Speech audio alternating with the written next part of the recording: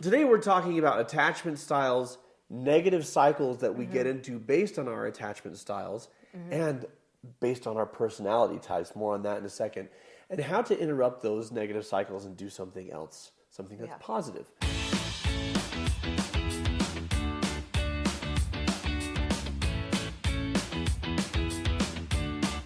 First of all, the Gottmans describe what we call negative cycles. They call the Four Horsemen of the apocalypse: criticism, contempt, defensiveness, and stonewalling. Criticism is launching a personal attack, calling names, labeling, saying you always or you never. And contempt is an attitude of superiority. Yeah. My way is the right way, and you're stupid. Thinkers often fall in that category. Anyways, defensiveness, which is where healers often fall into, is launching a counterattack or playing the victim. And then stonewalling is giving no outward indication that you're listening or that you're choosing not to respond. And when we say negative cycles, what generally happens is that we're going to say partner a lot in this video, but it's really any relationship, any type of relationship. But one person shows up with one or more of the Four Horsemen, and the other counters, and then we go and spiral down instead of connecting. So they're called the Four Horsemen of the apocalypse because unchecked, they lead to the death of relationships. Yes. Right? And so you want to protect your relationship, you want to grow together. It's easiest to recognize these behaviors, and then there's an antidote for them. You don't have to stay stuck in these negative cycles. And what we're going to do today that you won't find anywhere else is we're going to blend the Gottman's Four Horsemen, the concept of negative cycles and attachments from Julie Manano's Secure Love, and our own personality types for our membership. This is fun. We're leveling. It's like Thanos when he collects all the stones and he's like, all the power, right? We're giving it all to you here. So the different cycles, the different criticism, contempt, defensiveness, and stonewalling. Yeah. People with different attachment styles are more likely to fall into one of those traps, right? Yeah. Avoidant partners, what are they more likely to do? There's so much a mixture of nature and nurture. Like, I don't know if there's a direct correlation, but I can say, as an avoidant, my favorites were contempt and criticism. And it was so funny. I have a little personal story to share here. I was going out to lunch with a group of friends. 3 dear friends, were very close, drastically different backgrounds. And I walk into the restaurant and they're waiting for me. I was the last one to get there. And they were talking about, Gottman's Four Horsemen. Four Horsemen. And they said, hey, I bet Alicia knows the answer to this question. And I didn't even know what they were talking about. I literally walk in and they're like, hey, I bet Alicia knows the answer to this question. And I was like, hit me, like, I'll try. And so they were like, oh, in my therapy session with my partner, our therapist was teaching us about the Four Horsemen, and then they list them. And so they listed them, and they were like, what one am I forgetting? And I'm like, contempt. And I'm like, I'm so good at that one. That one's my favorite to apply in my own life. And they just started laughing, and I was like, no, I'm being serious. Like, I am good at showing up that way. People with an avoidant attachment style are less likely to see their own hand in things. Yeah. And so criticism and contempt, both of which are putting it on the other person, is a more natural go-to unless they're mindfully trying to steer it in a different direction. Yeah. Whereas for people with an anxious attachment style, it's more often defensiveness and stonewalling. Defensiveness, if I feel attacked, if I feel like my efforts aren't being acknowledged, it's not making a difference, then getting defensive and saying, you're not so great either, you have these problems, or why are you being so cruel to me, why are you treating me this way? That's how anxiously attached people engage when they're still trying to engage. And then what happens when they feel like it's not going anywhere, it's not going to happen? Then it's usually hopelessness. And in hopelessness, they go into stonewalling. And hopelessness, it's like, why even try? And any personality type can get into that. Yeah. Why even try? Right. But something that I've seen a lot in therapy, and this is actually part of my training, is pursue, withdraw patterns, right? And which anxious is pursue, withdraw is avoid, right? And so this explains a lot of that you generally have one person who wants to solve it now. That's often the anxious person, right? Yeah. They can't handle the discomfort of we're not in a good place. Yeah, the discomfort of disconnection. Yeah. Whereas the avoidant person is more likely to, one, either not want to deal with it, or even if they're in a healthier, more mature place, to acknowledge, hey, I need to get in a better headspace before we can have this conversation, right? Yeah. So pursue and withdraw. So let's go through relationships between, like, if you have a securely attached person and a securely attached person, Right.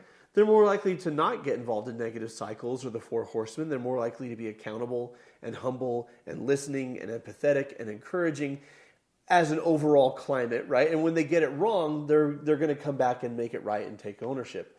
In an anxious avoidant pairing, one person pursues, the other withdraws. Mm-hmm.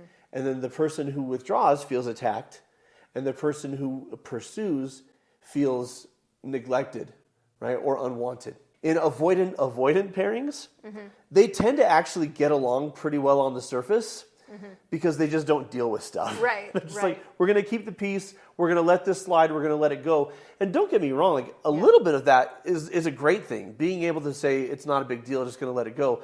The issue is with avoidant pairings, there's often not a lot of growth. There's not a lot of moving through things. And sometimes what that means is you have long-lasting, just fine relationships. Long-lasting stagnant. Yeah. You sacrifice connection and growth to keep that equilibrium. Which for some avoidant people is totally fine. They're like, Right. I'm good with that. Well, and it's not, and we're not saying that's wrong or you should do something differently. It just comes back to the conversation of, okay, what's supporting me, what's serving me, what kind of relationships do I want to create? And then an anxious person paired with an anxious person is highly contentious. There's a lot of big emotion there. And man, that's great for talk shows. There was something from the Gottman's research that I found so fascinating. And it was the fact, statistical fact from their research, that unhappy couples and happy couples had about the same level of conflict. Yes. That the difference is that happy couples were able to repair, right? Well, they repair, and then in between, like unhappy couples, they fight and then they go to their corners. Yeah. And then they don't connect. And happy couples fight, but then they repair, and then they connect, and they enjoy their time together. Right. And I might add, this is equally true for family relationships, for relationships with friends. Any healthy relationship is going to have conflict. What makes it unhealthy is that we don't repair, we don't take accountability, and we don't reconnect. Yeah. And so when there is a disconnect, in attachment theory, it's called a rupture. Right? And so we need to repair that rupture.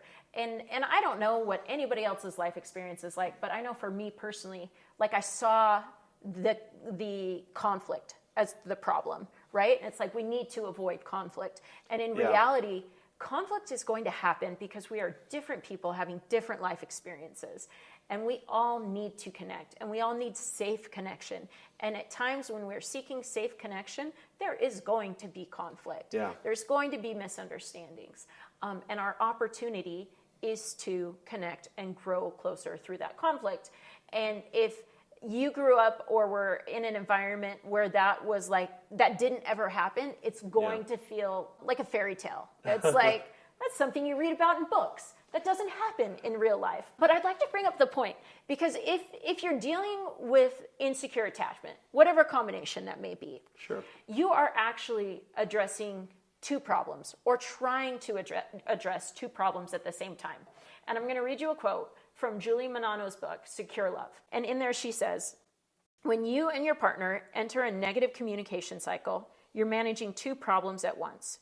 Your awareness is focused on the surface level conversation about crumbs on the counter, or finances, or an affair, or breaking plans, or whatever topic creates conflict in the moment.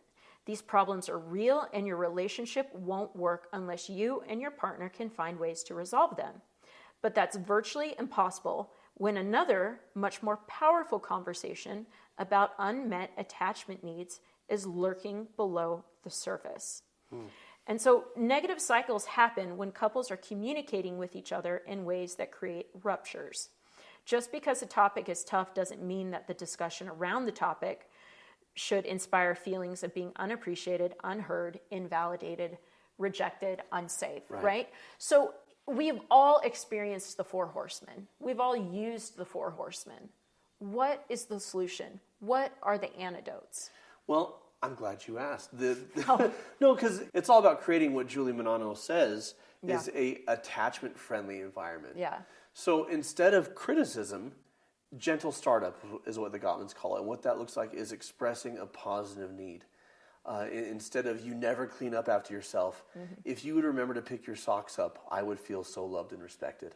I call that, I want you to be the hero of my story, and here's how you can do it. I'm handing it to you on a silver platter. And you express those needs that are very real and you feel deeply, but you express them in a loving way. Instead of with judgment, instead of with criticism, instead of with contempt. You also express them in a validating way, right? And when you say to your partner, I want you to be the hero of my story, like that's very validating, right? Yep. Cure for defensiveness is personal accountability.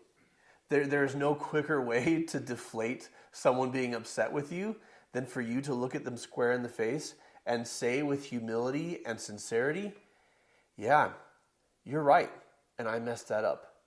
I'm sorry, and I want to make it right. Let's talk about how I can do that. I love doing that to people who are angry at me. Because then they're like, yeah. And I'm like, yeah. And like, okay. And then their anger just goes like out of a balloon. And I'm not angry anymore. The cure for contempt is to cultivate a culture of appreciation. If you are looking at a person in your life and generally seeing a long list of negative, it's actually as much or more about the headspace you're in than how they're showing up. And this is good feedback you've given me that I've been applying with, we have a son who is very different from me. And so it's very easy for me to get into a headspace where I see the negative. And overcoming that contempt by looking for the good and reinforcing it has created an incredible change or contributed to an incredible change these past few months as finally, Bryson, if you remember those videos, has been showing up a lot differently. And then the cure for stonewalling is self-soothing so that you can get back in and re-engage. So we've talked about some really cool principles, and we've talked about what their solutions look like. If you would like step-by-step support, which you would, doing this in your own life, on our membership site, we have a course called Closeness Through Conflict. And that, paired with our free personalities course, is so powerful in one, understanding your own needs, understanding your own behavior patterns, and how you unintentionally have created conflict or ruptures in your relationship, and how to apply the antidote to do things differently, if that's what you want to do. Challenge for you, gentle viewer. What conflict in your life right now could be alleviated by, instead of criticism, taking the approach of, I want you to be the hero of my story, and here's how you can do it. Let us know in the comments below what that situation is, or if you apply that principle after this video, return and report. Let us know how it went.